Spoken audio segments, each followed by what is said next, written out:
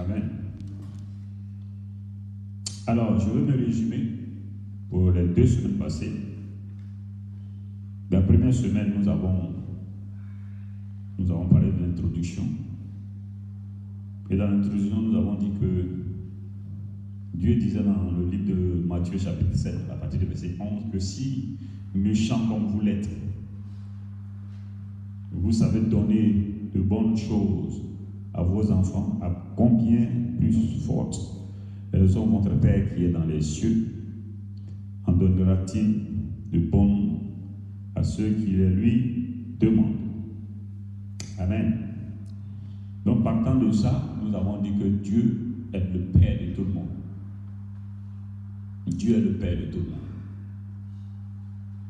Et cette semaine-là, j'ai écouté un témoignage de la première dame du pays, Mme Babo, quand elle est sortie de prison. Elle a rendu un témoignage fantastique. C'est une dame que j'ai croisée à l'ambassade, ici déjà. Elle nous avait invités dans les temps, c'était en 2010, début 2010. Et puis elle était en jeûne de 7 jours. Et ça m'a frappé parce que c'est rare de voir les femmes de président comme ça, engagées en fond dans le Seigneur. Elles sont souvent religieuses, mais elles non. Et puis bon, les choses se sont passées, elle est partie en prison, elle est sortie. Elle dit qu'elle priait. Et vous savez, quand les gens sont dans des situations, ça prie, oh Seigneur, détruis mes ennemis, tue mes ennemis. Et puis le Seigneur a commencé à lui parler. Puis le Seigneur a dit, mais est-ce que toi tu es mon enfant? Il dit oui. Et puis le Seigneur dit, est-ce que tu sais que je suis le Père de tous les humains? Elle dit, oui. Elle dit d'accord. Puis le Seigneur dit, ah d'accord. Et puis le Seigneur lui dit, mais est-ce que tu sais que je suis aussi le Père des rebelles qui ont attaqué votre pays? Elle dit, oui. Il dit, ah. Et puis le Seigneur dit, mais tu me dis, toi, dans ta prière, toi, Dieu, tue tes enfants. Parce que moi, ton autre enfant, je ne suis pas d'accord avec les autres enfants. Tu trouves ça normal? Que toi, tu as 5 enfants, 6 enfants, et puis un enfant parce qu'il est mauvais. Hein? Puis l'autre frère vient et dit, mais parce que l'autre est parti dans la cour, elle a gâté le truc, il a fait des dégâts. Hein? Il faut le tuer, ton enfant. L'autre qui est mauvais. En tant que mère, est-ce que c'est possible? Parce qu'un de tes enfants est mauvais, il ne suit pas ta voix, alors tu vas le tuer. Elle dit non. Elle dit, mais c'est ce que vous les humains, vous me demandez? De tuer moi alors que je suis le Père de tout le monde. De tuer les autres. Est-ce que vous trouvez que c'est normal? Puis elle a dit, en même temps, sa prière a changé. Elle dit, Seigneur, je t'en supplie, touche-le afin qu'il change, afin qu'il se donne à toi, afin que, voilà, maintenant. Et c'est quand elle a commencé à prier comme ça que Dieu l'a mis de prison. Alléluia. Donc, la Bible est claire que si méchants que nous sommes, nous, les humains, on se donne de bonnes choses à nos enfants, quoi que ce soit, que l'enfant soit mauvais, mais on a toujours de bonnes choses, un bon plan pour lui. On veut que cet enfant-là sorte du mauvais chemin pour que le plan que nous avons pour lui s'accomplisse. N'est-ce pas vrai? Alléluia. Voilà. Et c'est ça.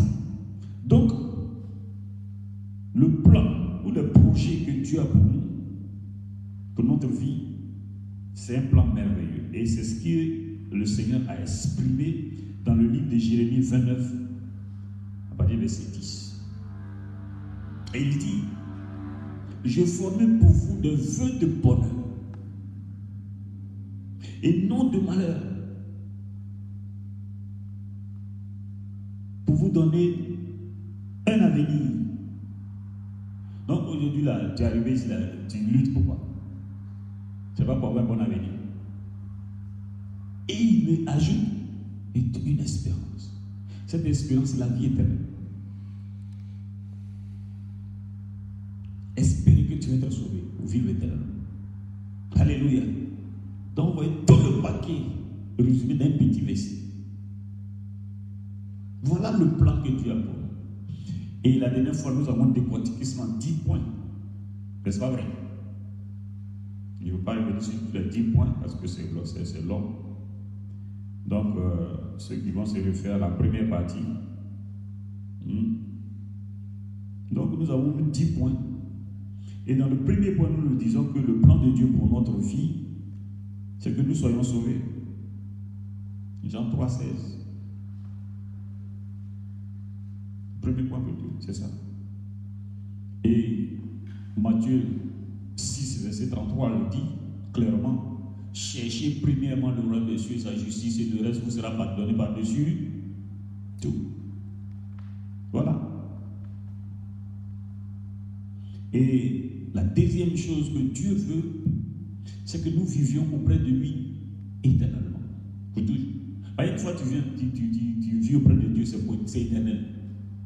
Tu ne mourras plus. Tu ne vis plus. Tu es là. Dans le bonheur éternel. Donc il veut que nous ayons une vie sans fin. C'est ce qu'il a dit dans Jean 3,16. Qui est la vie éternelle.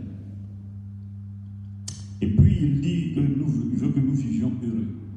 Dans Psaume 128, le verset 1, au dernier verset, Psaume 128. Voici comment est béni l'homme qui craint l'Éternel. Et c'est ainsi de suite. Donc quand vous lisez le Psaume 128, vous voyez que Dieu énumère tout. Le quatrième point, Dieu veut que nous soyons riches. Comme il a dit dans 2 Corinthiens 8, 9.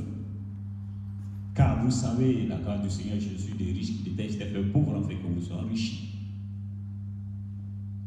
Amen.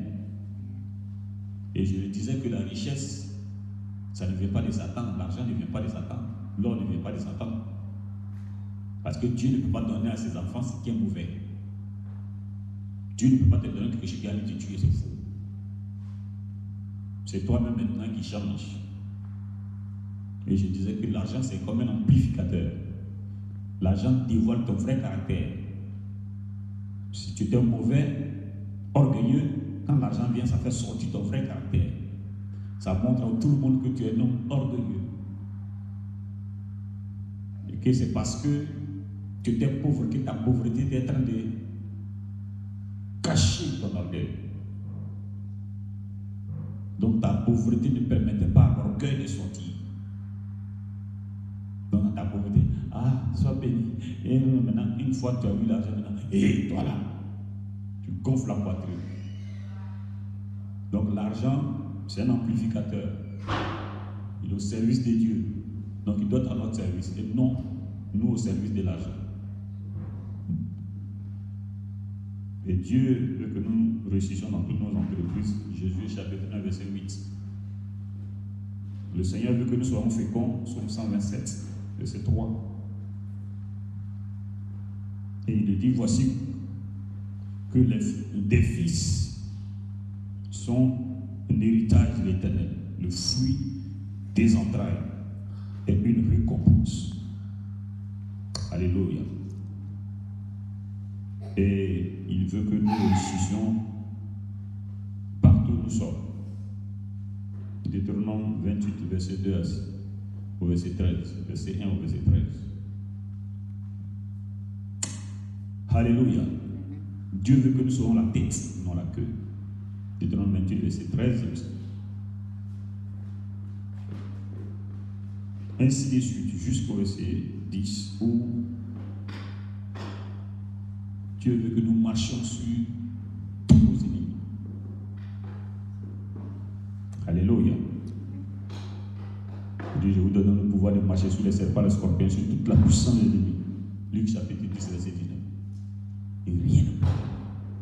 Donc le Seigneur, dans son plan, nous donne le pouvoir sur tout les choses de l'ennemi. Voilà pourquoi tu ne dois pas craindre de rentrer chez toi, tu ne dois pas craindre de rentrer dans ton village, tu ne dois pas craindre de partir quelque part. Amen. Et le dimanche passé, le deuxième dimanche, nous avons vu les obstacles au plan de Dieu. Donc, quoi que nous disions que c'est vraiment intéressant, tous ces 10 points, mais il y a des obstacles à cela. Et les obstacles, nous avons vu sur 3 points. Alléluia. Et nous avons parlé de ça le dimanche passé, en long, en large. Les obstacles, le premier obstacle, c'est le péché. Ésaïe 59, verset 1 à 2. La main de Dieu n'est pas courte pour nous bénir, mais c'est nous-mêmes, le péché qui l'empêche, qui met une barrière entre nous. Et puis aussi la méconnaissance de la parole de Dieu. Osée chapitre 4, verset 6. Mon peuple périt par faute de connaissance. Osée 4, 6. Donc le manque de connaissance, c'est une maladie grave. Ça tue. Une maladie chronique qui tue. Et la dernière chose, c'est la désobéissance à la parole de Dieu. Amen. Donc aujourd'hui, nous allons parler du troisième grand point, qui est que faut-il faire quand on est dans ces situations où le plan de Dieu ne marche pas dans notre vie. Le plan de Dieu ne s'accomplit pas dans notre vie. Le plan que Dieu a formulé n'arrive pas à prendre son envol dans notre vie. C'est 10 points que nous avons définis. On n'arrive pas à rentrer pleinement dedans. Que faut-il faire? Est-ce que la parole de Dieu ment? Non. Dieu ne peut pas mentir. Dieu n'est pas un homme pour mentir. Mais pourquoi ça ne marche pas? Pourquoi nos vies sont stables? Pourquoi nos vies sont des vies, des fois en dents de scie, ou bien des vies qui tournent en rond? Pourquoi? Et que ce que Dieu a dit ne s'accomplit pas.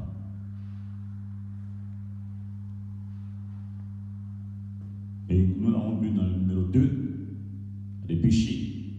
Le péché qui est la méconnaissance de la parole de Dieu, puis la désobéissance de la parole de Dieu.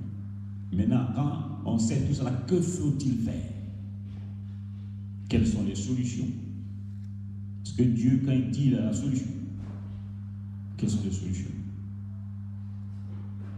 Premièrement,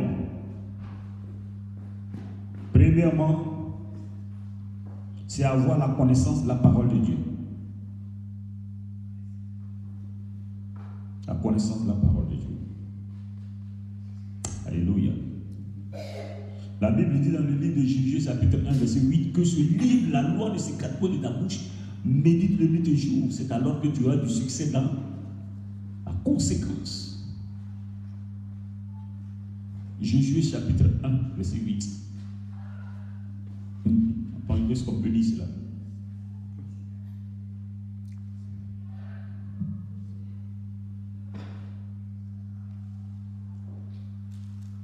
Josué chapitre 1,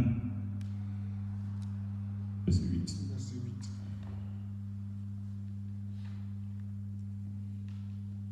Que ce livre de la loi ne s'éloigne point de ta bouche. Que ce livre de la loi ne s'éloigne point de ta bouche. Médite-le jour et nuit. Médite-le jour et nuit. Pour agir fidèlement selon tout ce qui est écrit. Pour agir fidèlement. Quand on dit pour agir, c'est quelqu'un qui agit fidèlement. Et vous qui êtes mariés, vous connaissez ce qu'on appelle la fidélité. Amen. On ne peut pas se marier, puis on est fidèle un jour, puis l'autre jour on n'est pas fidèle, non. Une fois on est marié, on est fidèle tous les jours, n'est-ce pas vrai?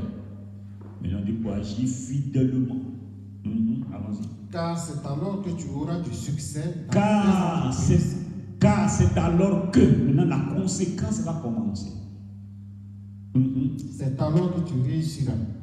C'est alors que tu auras du succès dans quoi? Toutes tes entreprises. Est-ce qu'il a dit dans quelques entreprises? Il dit dans toutes tes entreprises. Quelle est l'entreprise que tu vas entreprendre aujourd'hui, le matin, quand tu te réveilles? Quelle est ton entreprise? ce matin. Le matin, quand tu te réveilles, ah Seigneur, merci, je me suis réveillé, j'ai bien dormi. Maintenant, quelle est l'entreprise que tu vas commencer? Si tu es une femme là, il y a l'entreprise de ta maison que tu vas commencer. À nettoyer la maison, à faire nourrir la maison, à faire tout, à s'occuper des enfants, ceci, cela. Toi, l'homme, tu as une entreprise que tu vas commencer pour la journée. Tu vas reprendre la chose, aller au travail, tu vas chercher à réparer ta voiture, entreprendre, faire ceci, cela. Tous tes petits détails, c'est des entreprises que tu vas commencer. L'entreprise de 24 heures, c'est quoi? Le secret de cette entreprise-là, pour que ton entreprise de la journée ait un succès, c'est la parole de Dieu. C'est de méditer la parole de Dieu jour et nuit. Quand on dit méditer, ça veut dire je lis d'abord, puis je commence à réfléchir dessus. Alléluia. Avec que je lis la parole, puis je commence à réfléchir sur ça. Qu'est-ce que cette parole me dit? La dernière fois, j'étais dans le livre, je crois que c'est dans le livre de Jean 7, voilà, où on a envoyé cette femme adultère devant Jésus-Christ de Nazareth. Et puis on veut la lapider. Et c'est bizarre. C'est un texte, je lis chaque fois comme ça. Et puis, je dis, bon, attends, je vais méditer un peu dessus. Et ça, c'était le soir. Hein? Pas le matin, le soir. Et les gens disent que la Bible dit que c'était pour tenter Jésus. Maintenant, regardez ce que Jésus va faire. On dit Jésus, voilà, cette femme est pris en la loi de Moïse dit qu'il faut la lapider, tout. Jésus, au lieu de répondre, la Bible dit, il s'abaisse. Alors qu'il était en train de prêcher, il a arrêté. Il s'abaisse et puis il commence à écrire dans le sable, sur la terre. Il commence à écrire. Amen. Et puis il répond à personne. Et au bout de quelque temps, la parole de Dieu dit, les gens, leur conscience a commencé à les gronder. Et puis eux tous, chacun a commencé à faire tomber la pierre. Et puis il a commencé à partir. Parce que Jésus a dit, celui qui n'a pas de péché, qu'il lance la première pierre. Et puis il a commencé à écrire. Deux choses qui ont attiré mon attention là, quand je méditais dessus. D'abord, il écrivait. Est-ce que les gens ont pris la peine de lire ce qu'il écrit? Est-ce qu'ils ont pris la peine de lire ce que Jésus était en train d'écrire? Or, Jésus est Dieu. Et puis il prend son doigt et il a commencé à écrire. Alors que Moïse est parti rencontrer Jésus, Dieu sur la montagne. Dieu a pris son doigt et il a commencé à écrire. Il a écrit sur des tablettes. Et les tablettes, ce sont les 10 commandements. N'est-ce pas vrai? Donc Jésus a commencé à leur dire, vous me posez la question là, c'est déjà écrit. Allez voir dans ce que j'ai écrit dans les 10 commandements. Qu'est-ce que je vous ai dit? Est-ce que dans les 10 commandements, quand j'ai dit que ne commande pas la vérité, j'ai mis dessus, il faut l'habiter? Je n'ai pas dit aime ton prochain. Pardonne à ton prochain. Alléluia. Donc du coup, le Seigneur le ramenait à la parole. Pendant qu'il est en train d'écrire, il est écrit. Donc tu me poses la question, c'est déjà écrit. Va te rentre dans la parole qui est écrite. Alléluia. Donc la première des choses, c'est la parole de Dieu. La connaissance de cette parole. Quand quelque chose ne va pas, Dieu a formulé des projets pour nous. Quand ça ne va pas, nous devons retourner à la parole. La parole dit quoi? Nous devons méditer cette parole-là. Alléluia.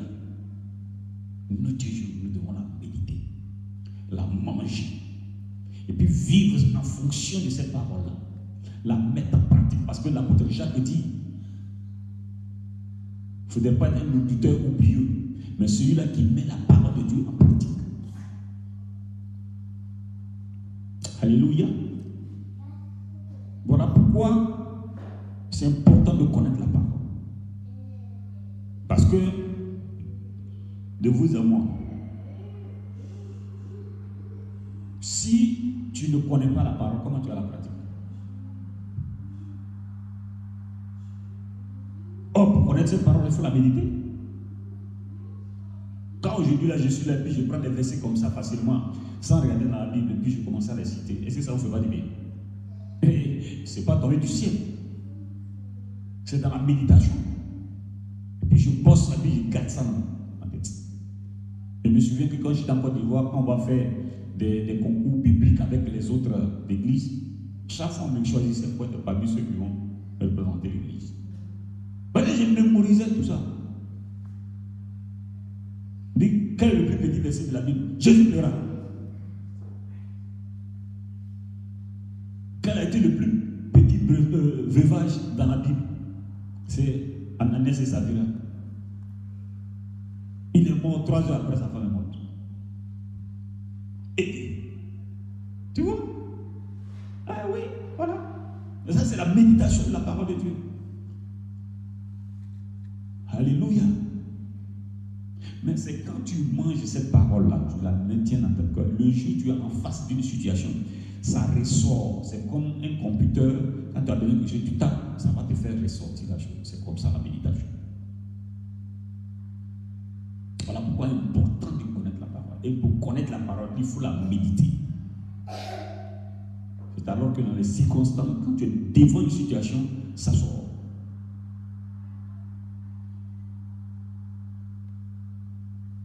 Tu es devant une situation où tu es devant une tentation. Il y avait un jeune en entreprise. On l'a amené dans une entreprise. Et puis, il a commencé quelque chose. Il a commencé à bosser. Il était chef d'un petit département. Et c'est un département financier. Et puis son patron l'appelle. Il dit viens. Mais il dit bon, tu dis, je vais te donner une promotion. Tu es en stage pour 3 mois. Bientôt ça va finir, c'est vrai. Mais on cherche quelqu'un, puis on veut mettre même à la tête de ce département financier. Pas te donner seulement un petit coup là, mais à la tête même de ce département financier, parce que là-bas il y a un vacant, il y a une vacation, une absence. On veut remplir cela. Mais est-ce que tu peux me donner un service? On a une grosse commande qui va partir ici. Tu fais sortir la chose.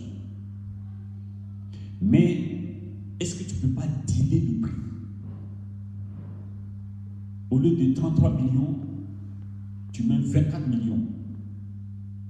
Mais ils vont recevoir, ils vont nous envoyer. Et puis, bon, voilà, nous, pour éviter les taxes, pour ne pas grand-chose, on soit taxé tout gros. Parce que si tu mets ça, le gouvernement prend trop de taxes en fonction de tout. Est-ce que tu ne peux pas arranger la société que ça?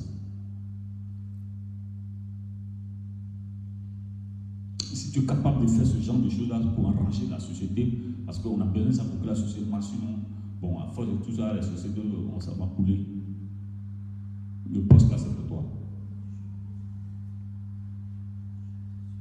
Il a dit, bon, patron, laisse-moi réfléchir un peu. Il est parti à la maison, il a prié, il est arrivé. Le lendemain, on l'a appelé. C'était 2 boss là, le truc. Il dit, tu dis quoi? Il dit, vraiment, c'est alléchant, c'est bien. Et puis, c'est vrai ce que tu dis, bon, ça va arranger la société pour qu'on évite un peu les taxes. Mais moi, je ne peux pas faire ça. Parce que je crois en Jésus-Christ. Puis je suis sincère avec mon Dieu. Je ne peux pas faire de faux trucs pour vous arranger. Et puis moi, ça va me compromettre ma vie éternelle. Alors, c'est non. Vous pouvez prendre votre poste. Or, il était quitté d'un autre pays pour venir en Europe à cause de ça. Et c'est le dire qu'on laisse pour qu'il gagne un poste où il allait bien payé en plus. Il dit, je préfère retourner dans ma pauvreté, sans boulot, mais je ne peux pas compromettre ma vie. Et je suis désolé, je ne peux pas faire ça. Puis il est parti. Alléluia. Alléluia.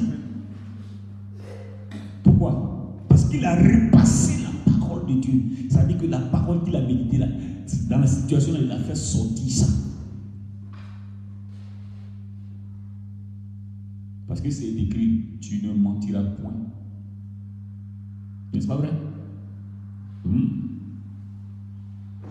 Mais si c'est quelqu'un qui ne prend pas la parole, il va dire, mais c'est pas moi, c'est pour juste éviter les taxes. Oh, vous savez quoi? C'était un piège que le boss lui avait tendu. C'était un piège que le monsieur lui avait tendu. Donc, le monsieur a dit, ah vraiment, on est désolé, mais bon, tu as loupé une bonne opportunité. Réfléchis, demain, jusqu'à demain encore. Il dit non, il n'y a pas de problème, j'ai bien réfléchi, c'est irrévocable, je ne peux pas revenir sur ma décision. Vous me donnez combien de temps pour quitter? Le lendemain, le boss l'a rappelé, là avec tous les autres collègues à côté. Et puis il dit, bon, à partir d'aujourd'hui, je vous présente le directeur financier de la compagnie, c'est ce monsieur-là. Et puis il dit aux jeunes, c'est un piège que je t'avais tendu. Si tu avais accepté, je sais que tu étais un homme malhonnête. Mais je peux compter sur toi. À cause de ce Dieu. Et à cause de la parole de Dieu. Il a eu ce poste-là. Or, auparavant, quand il expliquait à sa femme pleurait. Pardon, on est quitté dans la misère, il faut accepter, il ne faut pas faire des trucs comme ça. Il dit, pardon. Donc, quand il a dit à sa femme, non, j'ai refusé, elle était malade. Elle a pleuré toute la nuit. Lui, il était tranquille. Pas comment faire, Dieu va faire. Maintenant, quand il m'a appelé, il m'a dit, c'est pour toi la position parce que tu as à cause de la parole. Il a appelé sa femme, il dit quoi? Il dit, bon, j'ai une nouvelle pour toi. Il dit quoi? Oui, c'est quoi? Il dit, ouais, il m'a donné la position. Je disais, ah, la femme est tombée, elle a commencé à pleurer. Alléluia. Même la pression de sa femme n'a pas fait changer devant la parole de Dieu.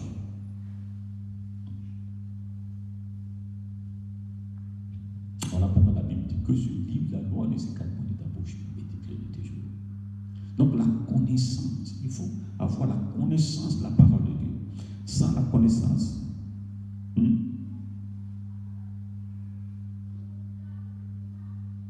comment tu peux obéir si tu ne connais pas? Tu as obéi à quoi si tu ne connais pas? Alléluia. Tu obéis à quoi? Les gens, je ne comprends pas. Les gens disent que moi je suis obéissant. Tu obéis à quoi? Obéissant à quoi? Est-ce que tu ne connais rien dans la parole de Dieu? Tu obéis à quoi? Et ce sont ces gens, ces personnes-là, qui sont des religieux, à qui ils obéissent jusqu'à ce que le pasteur va dire, oh, viens ici.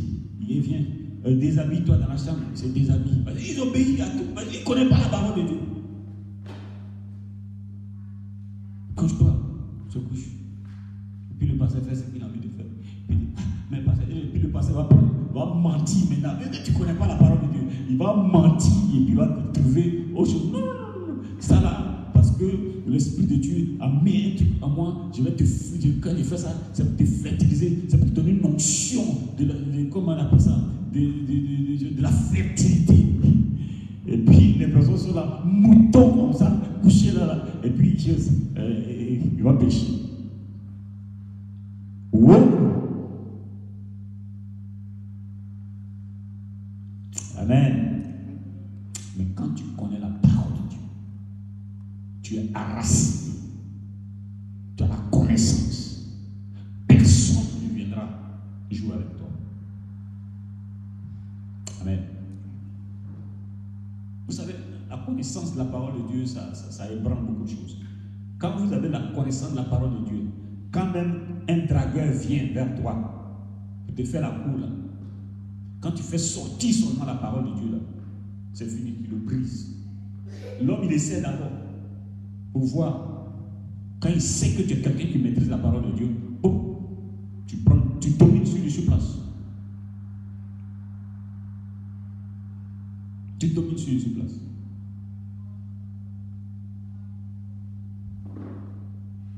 Parce qu'en français, ce qu'il va te dire, tu es bien habillé, ah merci.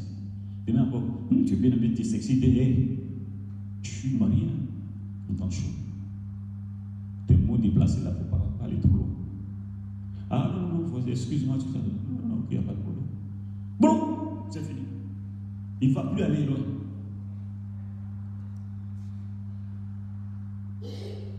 Alléluia. Parce qu'il essaie un peu doucement, progressivement. Mais chaque fois, il fait. Et puis, et puis après, tu viens maintenant tourner devant lui. Tes fesses, et puis, oh là là, c'est fini. Ça, c'est pour moi aussi. Il va aller loin. C'est ça qu'il avait dit. Quand une femme vient auprès de toi, et bien là, parce que tu es gentil avec lui, qu'est-ce que tu fais? Tu commences à lui parler de ta femme. Ah oui, voilà pourquoi mon épouse et moi, ah c'est là, tout. Moi-même, je vais faire une surprise à ma femme, ou les femmes là, ils connaissent comment on fait, Bro, tu tues ça. Tranquille.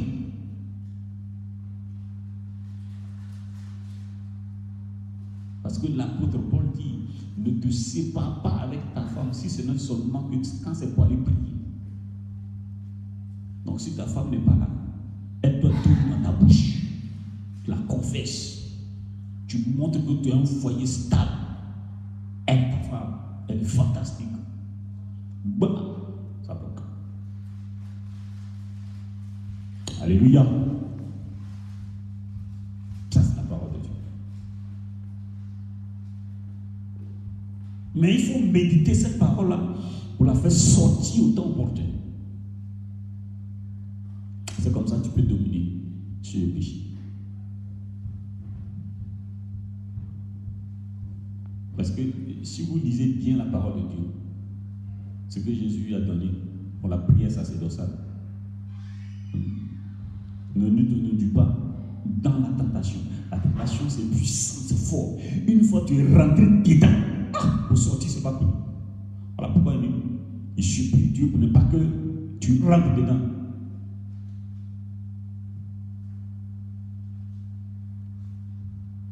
Parce que Jésus connaît. Une fois que tu es rentré dedans, c'est grave. Et tout ça, c'est dans la méditation que tu découvres ça. Donc, premièrement, c'est la parole de Dieu. Jean chapitre 8, verset 33 dit quoi? Vous connaîtrez la vérité et la vérité vous rendra libre. Jean 8, 32. Donc dans Jean 8, 32, il dit, vous connaîtrez la vérité vous rendra libre. Donc c'est la parole que tu vas connaître, c'est elle qui va te libérer des joues de l'ennemi. C'est elle qui va te libérer de l'oppression de l'ennemi. C'est elle qui va te libérer des pièges de l'ennemi. C'est elle qui va t'affranchir et qui va faire que tu vas rentrer dans le plan de Dieu pour ta vie et accomplir les 10 points que Dieu a réservés pour ta vie. Pour que cela s'accomplisse sur ta vie. Alors lis la parole, médite-la et agis fidèlement en fonction de cette parole. Et tu verras, Dieu est fidèle. Il se saisira de cette parole pour l'accomplir. Il fera que tu seras une femme ou un homme heureux. Il fera que tu seras un homme riche. Il fera que tu seras un homme sauvé. Il fera que tu auras la vie éternelle. Il fera que tu auras le pouvoir sur l'ennemi, sur les œuvres du diable. Tu ne vas pas courir après les prophètes ici. On dit il y a un prophète qui est venu. Il y a un prophète. Il y a un prophète. Et puis ça suit de n'importe quoi. Non. Parce que quand tu connais la parole de Dieu, l'apôtre Paul a dit, si je vis, ce n'est plus moi qui vis, c'est Christ qui vit en moi. Comment Jésus en moi, et puis j'ai couru après quelqu'un.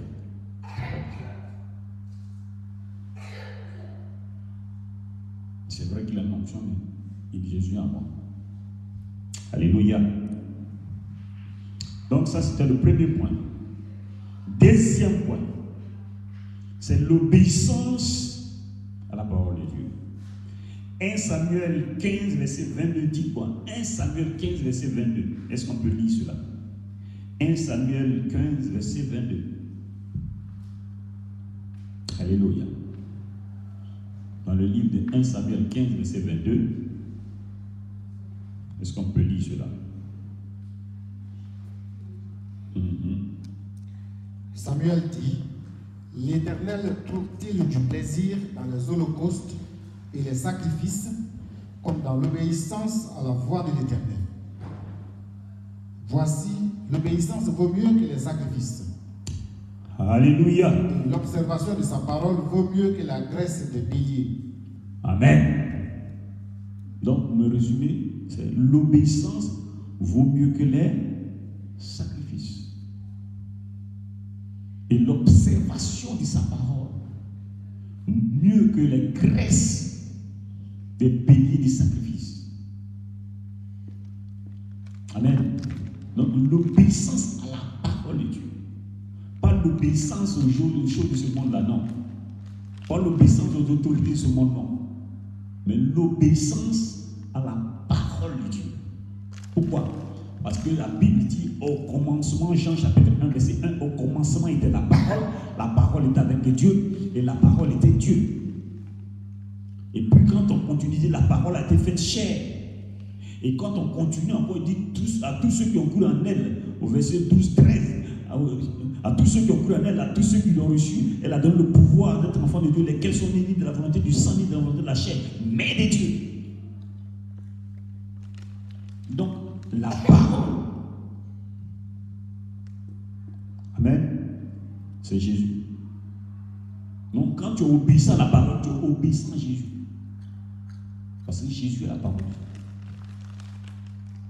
Donc, quand tu crois en Jésus, ce que Dieu a dit, il a formulé pour toi, et que tu obéis à Jésus, ça va s'accomplir.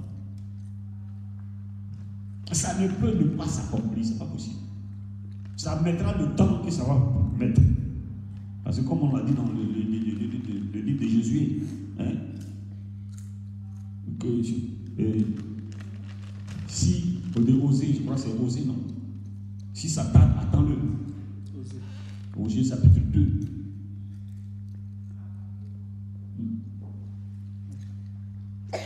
C'est Osée bien Habakkuk chapitre 2. Amen.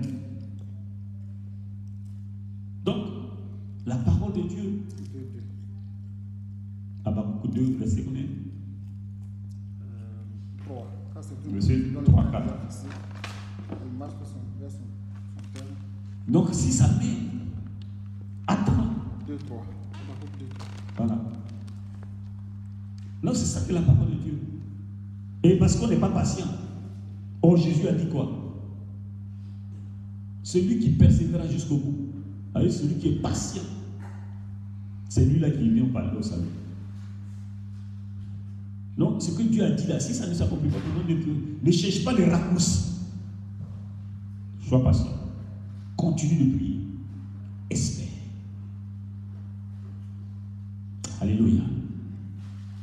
Parce que l'obéissance à la parole vaut mieux que tout ce qu'on est en train de faire. L'obéissance à la parole. Parce que ce qui nous attend auprès de Jésus, c'est fantastique. Regardez, vous voyez ici. Ah, c'est un bracelet hors plaqué. Seulement hors plaqué. Il y a à faire en bas et puis ils ont plaqué hors des vues. Et quand on voit, c'est pas joli à voir. Mais dans le ciel, là, on dit, c'est or massif. Goudron, là, c'est ça qui est l'or. On n'a pas dit là-bas goudron, c'est or plaqué. C'est-à-dire que or massif, là, c'est ça qui est goudron. Ce qu'on prend pour faire goudron, là, c'est l'or. C'est ça qui nous attend. Les maisons, là, il y a des maisons qui sont faites en pierre précieuse. Oh, il y a une seule pierre précieuse ici, je ne sais pas si est-ce que ça atteint 1 kilo même. Celui de la reine, qu'on appelle gibilé. C'est le plus gros. Pour cela, on fait cela, on appelle ça gibilé. Et puis le jour, ça doit sortir pour qu'on fête ça. Il faut voir le monde entier. Alors qu'il ne faut même pas prendre 1 kilo. Oh, là-bas, on prend les pierres précieuses les plus importantes. construit des maisons des gens. Et c'est ça qu'on veut rater. Parce qu'on n'est pas patient. Et à cause de ça, on n'obéit pas à la parole de Dieu. Et puis Jésus dit, je m'en vais vous préparer une place. Frère, il y a quelqu'un qui a donné un témoignage qui est parti là-bas, il a vécu un temps, puis il a donné un témoignage. C'est fantastique. Si vous lisez ce livre-là, de Soyaka, quelque chose comme ça, j'ai écouté ça en audio, oh, ça fait du bien. Les arbres là-bas, le fruit là, il dit, le fruit quand tu le manges, d'abord même un arbre fruitier là, il donne 12 fruits différents. Vous pouvez voir un arbre qui est là, il donne mangue, il donne goyave, il donne orange. Vous avez vu ça sur la terre ici. Ça ne peut pas possible. Il dit, quand tu manges ce fruit-là, la saveur que tu ressens à l'intérieur, ça a une saveur d'orange, de mangue, en même temps tout à la fois. Et puis, la source, il y a une source d'eau qui sort du trône de Dieu, qui parcourt tout le ciel partout. Et quand tu bois ça, ça fait que tu ne peux jamais vieillir. C'est cette source d'eau-là, on appelle la source d'eau vive. Quand tu bois ça, ça te rafraîchit de telle sorte que, et puis tu ne vieillis jamais. C'est à cause que les gens au ciel ne vieillissent pas. Alléluia. Et là-bas, toute nourriture que tu veux manger vient devant toi. Il n'y a pas de gaspillage. Ça vient beaucoup. Quand tu as fini de manger puis tu es rassasié, tu tournes le dos, toute la nourriture disparaît. Le reste, il n'y a pas de gaspillage.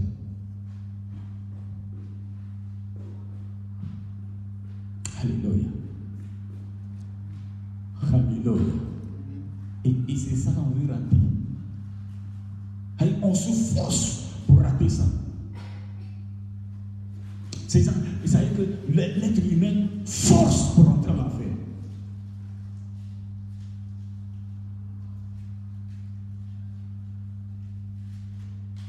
On se débat, on fait tous les calculs nécessaires, toutes les gymnastiques pour avoir un ticket pour aller en enfer. Pourquoi? Parce que la porte du paradis est tellement simple à entrer.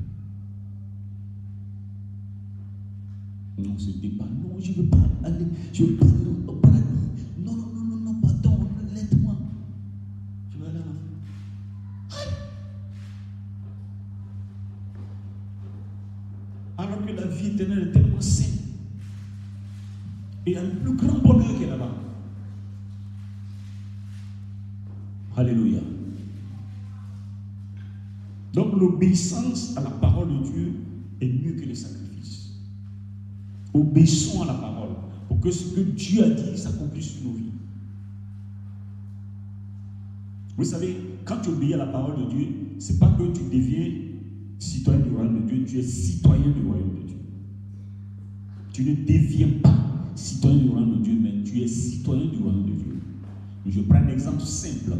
Je suis ici aujourd'hui, j'ai le passeport britannique. N'est-ce pas vrai? Voilà, je suis britannique. J'ai le passeport britannique. Quand je vais en Côte d'Ivoire, je vais en tant que britannique. Je prends visa pour la Côte d'Ivoire. Je vous le dis. Maintenant, je suis là-bas, puis la guerre qui déclenche. Vous savez ce qu'ils vont faire? Ils vont prendre l'hélicoptère pour aller me chercher. Amen. Je suis en Côte d'Ivoire. Je suis de naissance ivoirienne, c'est vrai. Mais je ne suis pas ivoirien. C'est comme ça que nous sommes sur la terre. On est ici. Mais on est citoyen du royaume de Dieu. Ce n'est pas notre lieu géographique qui est important. On est des enfants de Dieu sauvés quand on obéit à la parole de Dieu. C'est Jésus. Quand tu crois en Jésus, tu obéis à Jésus. Tu es sauvé, tu es citoyen du royaume de Dieu. Tu es un enfant de Dieu. Parce que la Bible dit à tous ceux qui ont cru en lui, à tous ceux qui ont cru en elle, à tous ceux qui ont reçu et qui ont cru en elle, elle a fait de Dieu enfant de Dieu. Lesquels sont unis de la volonté du sang, ni de la volonté de la chair, mais de Dieu. l'obéissance à la parole de Dieu est capitale. Amen. Et c'est ce que Deutéronome dit dans Deutéronome chapitre 28, verset 1. Si tu obéis à la voix de Dieu, si tu mets aujourd'hui en pratique ceci, cela, voici des choses qui s'accompliront. Et puis, prend jusqu'à 14 versets. Les choses vont s'accomplir. De Deutéronome 1 à Deutéronome 14. Troisièmement, Proverbe 4, verset 23. Est-ce qu'on peut lire ça rapidement? Parce qu'on est maintenant, notre temps est parti, déjà arrivé. On va terminer. Troisièmement, Proverbe 4, verset 23.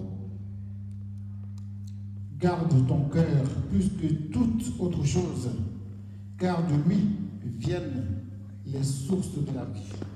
Garde ton cœur plus que toute chose, car de lui viennent toutes quoi? Sources. Toute autre chose, car de lui viennent les sources de la vie. Car de lui viennent les sources de la vie. Alléluia. Donc, troisièmement, il faut garder ton cœur, parce que c'est de là viennent toutes les sources de la vie. Les sources de la vie éternelle, et puis aussi les sources de l'enfer éternel. Si tu sais contrôler ton cœur, tu verras que les projets de Dieu s'accompliront. Mais si tu ne sais pas contrôler ton cœur, garder ton cœur, parce que de lui viennent toutes les sources de la vie. Il y a des sources. Jésus dit, venez à moi, et les sources d'eau vive couleront de votre sein. Alléluia. Donc, si tu gardes ton cœur, afin que ce soit le Seigneur qui soit le maître de ce cœur, et que la source de ce cœur, c'est Jésus, c'est le Saint-Esprit, c'est Dieu le Père, tu verras que ce que Dieu a dit s'accomplira dans ta vie. Le projet qu'il a formulé s'accomplira dans ta vie. Alléluia. Alléluia. Quatrièmement, pour terminer, 1 Timothée 6, verset 10. 1 Timothée 6, verset 10. 1 Timothée chapitre 6, verset 10.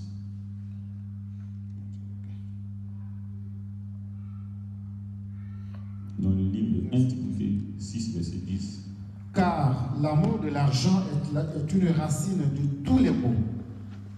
Et quelques-uns, en étant possédés, se sont égarés loin de la foi. Et Car se sont jetés eux-mêmes dans bien des tourments.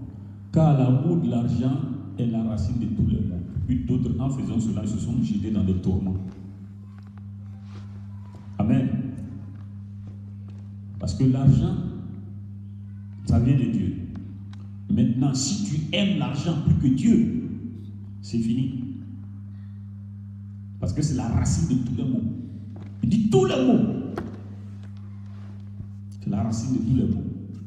Amen. L'amour de l'argent. Donc nous devons nous garder contre l'amour de l'argent. Nous devons nous garder contre l'amour de l'argent. Alléluia. C'est important. Donc voilà les 4 choses que nous pouvons faire afin que ça sont les solutions de Dieu. Voilà les solutions de Dieu. Que faut-il faire? Premièrement, il faut avoir la connaissance de la parole de Dieu. Il faut méditer la parole de Dieu. Et puis la mettre en pratique. Marcher, elle doit être ton guide de tous les jours. Comme je le disais la dernière fois, quand on crée quelque chose, il y a une notice. La notice là, c'est la parole de Dieu, la Bible. Donc la notice, Dieu a créé l'homme, la notice c'est la parole de Dieu. Ce n'est pas le Coran, ce n'est pas les livres de Bouddha, ce n'est pas les là, c'est seulement la Bible, la parole de Dieu, qui est la notice de l'être humain, celui qui vit. Deuxièmement, il faut être obéissant à cette parole-là, parce que la parole c'est Jésus. Troisièmement, il faut garder son cœur, parce que de là sortent beaucoup de sources.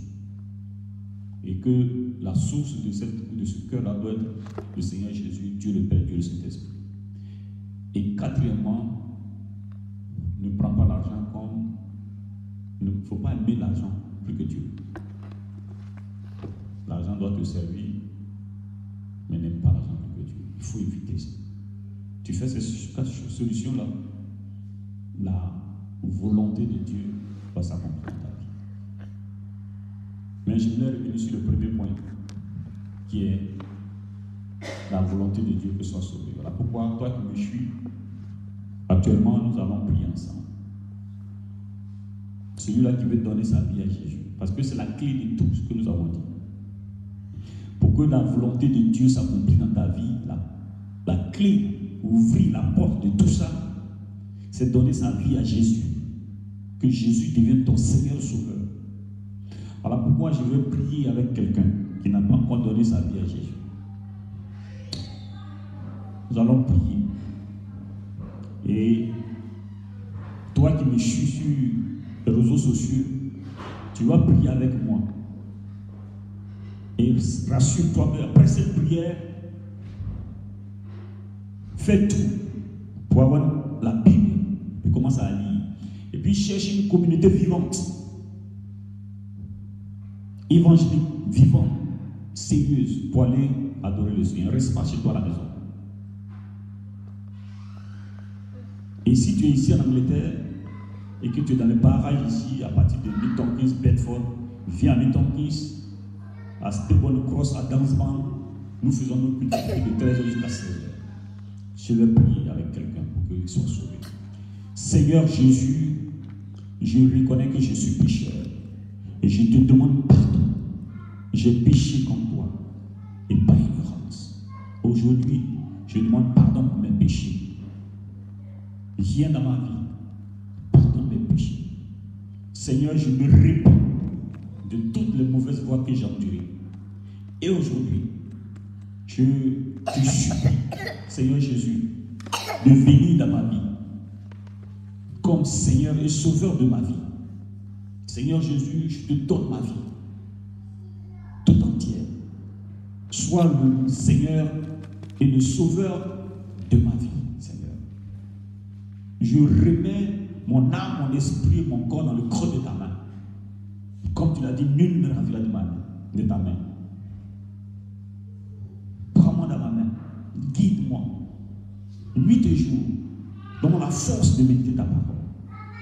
Seigneur, merci pour ta bonté. Merci parce qu'aujourd'hui je suis sauvé. Je suis devenu enfant de Dieu par toi, Seigneur Jésus. Sois loué. Sois exalté. Merci, Seigneur Jésus. Jésus, merci pour ton amour. Merci pour ta fidélité. Merci pour tous tes bienfaits. Au nom de Jésus que nous avons prié. Amen. Alors, toi qui me suis actuellement, après cette prière, sache que tu es sauvé. Après cette prière, sache que tu es sauvé. Voilà. Et que le Seigneur bénisse. Et que sa grâce repose sur vous. Amen. Nous allons nous tenir debout, nous allons prier pour la fin. Amen.